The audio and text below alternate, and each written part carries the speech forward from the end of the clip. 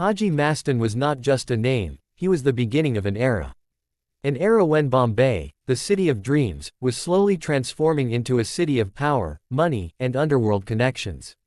Long before the names of Dawood Ibrahim and Chota Rajan became synonymous with the Mumbai Mafia, there was one man who laid the foundation of organized crime in Bombay.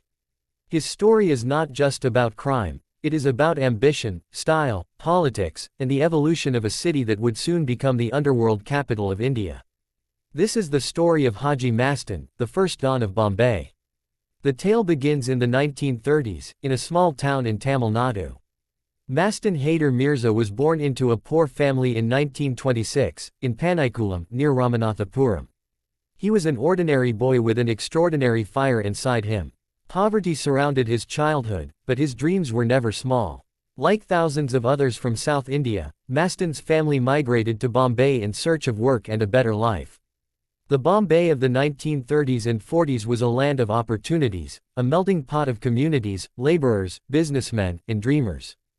It was a city that could turn rags into riches, but only for those bold enough to take risks. For Mastan, it was the city that would give him his identity. Arriving in Bombay as a teenager, Mastan found himself in the bustling lanes of Dongri, Nagpada, and Bendi Bazaar, areas that would later become the breeding grounds of the underworld. He began working in the docks at Mazgan and Wadi Bunder, where ships from across the world arrived with cargo. Life at the docks was tough, but it exposed him to the world of smuggling. In those days, smuggling was not seen as organized crime. It was a lucrative trade born out of scarcity and high taxation. Gold, silver, electronics, and expensive goods were imported illegally to meet the desires of the city's growing elite. The docks were the perfect entry point, and young men like Mastan quickly understood that if one wanted to escape poverty, this was the route to take. Mastan was smart, quick to learn, and above all, he was ambitious. Unlike many others who worked under smugglers, he wanted to build his own empire. Slowly, he began forming connections with sailors, customs officers, and small-time smugglers. His ability to strike deals, maintain loyalty, and handle negotiations made him stand out. People began to notice the quiet young man who carried himself with dignity but spoke with authority. By the 1950s, Mastan had stepped firmly into the smuggling world. His primary business was gold smuggling, a trade that was booming in India due to strict government regulations. Gold was heavily taxed and in short supply, which created an enormous black market. Mastan would bring in gold biscuits through ships, conceal them in ingenious ways, and distribute them across Bombay. His operations expanded rapidly, and soon he became a trusted name in the business. But what made Mastan different from other smugglers was his style. He did not see himself merely as a criminal, he saw himself as a businessman, a man of status, and he carried himself accordingly. While others in the underworld flaunted violence, Mastan flaunted class. He wore spotless white clothes, always neatly pressed. He smoked expensive cigarettes, drove imported cars, and built relationships with the film industry, politicians, and businessmen. He was often seen in the company of Bollywood stars, and his fascination with the glamour world made him one of the earliest dons to blur the line between the underworld and the film industry. It was during this period that people began calling him Haji Mastan, after he performed the Hajj pilgrimage, further adding to his aura of respectability. Unlike later dons, Mastan rarely used violence. His strength was in his connections, his ability to negotiate, and his knack for creating an image larger than life. He cultivated relationships across all communities. He funded mosques, temples, and charities. He provided financial help to the poor and was often referred to as a benefactor in his neighborhood. People admired him, not just feared him. To many, he was a Robin Hood-like figure who made his fortune through smuggling but shared it generously with those in need. But make no mistake, his rise was not free of competition. The underworld of Bombay was slowly taking shape. Alongside Mastan were other names: Kareem Lala, a Pathan who controlled the gambling and extortion rackets; Varadarajan Mudaliar, a South Indian don who dominated the docks and illicit liquor trade; and later, Dawood Ibrahim, who would eventually take the underworld into a new era of violence and global operations. Together, these men created what came to be known as the triumvirate of the Bombay underworld. Mastan, however, remained unique among them. While Karim Lala commanded fear and Varadarajan ran his empire with an iron fist, Mastan ruled with diplomacy, style, and sheer influence. The 1960s and 70s were Mastan's golden years. His smuggling empire had reached unimaginable heights.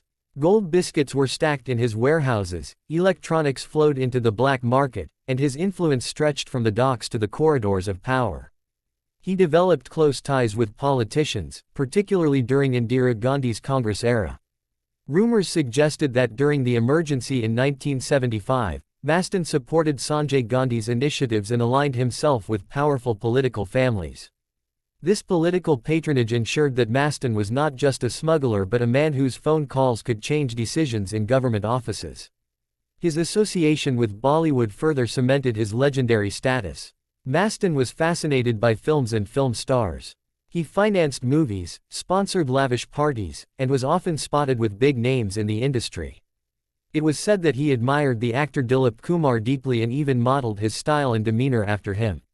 Some stories suggest that Mastan harbored a soft corner for actress Sarah Banu and maintained close relations with producers and directors.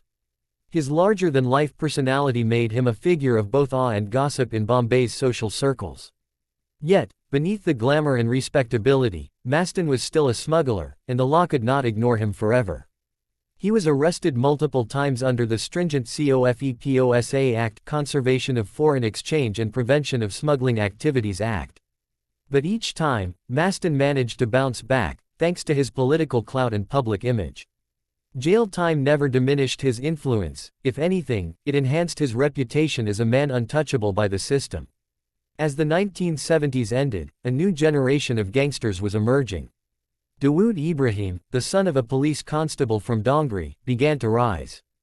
Unlike Mastan, Dawood was ruthless, violent, and ready to expand beyond smuggling into extortion, contract killings, and later terrorism. The underworld of Bombay was changing, and Mastan, who was now older and more politically inclined, began to shift away from active crime. He transitioned into a new role, that of a mediator, a man who could resolve disputes between gangs without bloodshed. His word was respected across communities, and even the younger dons looked up to him as an elder statesman of the underworld. In his later years, Mastan formally entered politics. He founded the Bharatiya Minorities Suraksha Mahasangh, a party aimed at protecting the rights of Muslims and other marginalized communities. Though his political career never reached great heights, it symbolized his desire to move from the shadows of smuggling to the spotlight of leadership. By then, he had already secured his place in history as the first Don of Bombay. Haji Mastan passed away in 1994, leaving behind a legacy that continues to fascinate India. He was not just a smuggler, he was a cultural icon, a man whose life inspired books, films, and countless stories. In popular culture, he became the basis for characters like Amitabh Bachchan's role in Diwar and later Ajay Devgan's portrayal in Once Upon a Time in Mumbai. The legend of Mastan is remembered not for violence but for style, diplomacy, and the birth of the organized underworld in Bombay. Looking back, one can see why Haji Mastan is called the first Don of Bombay.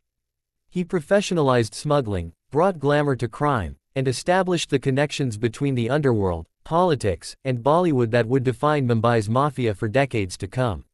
His life was a reflection of the city itself, ambitious, ruthless at times, but always larger than life. To some, he was a criminal; to others, he was a hero. But to history, he remains the man who started it all, the rise of the Mumbai Mafia. Even today, the lanes of Dongri whisper stories of Mastan.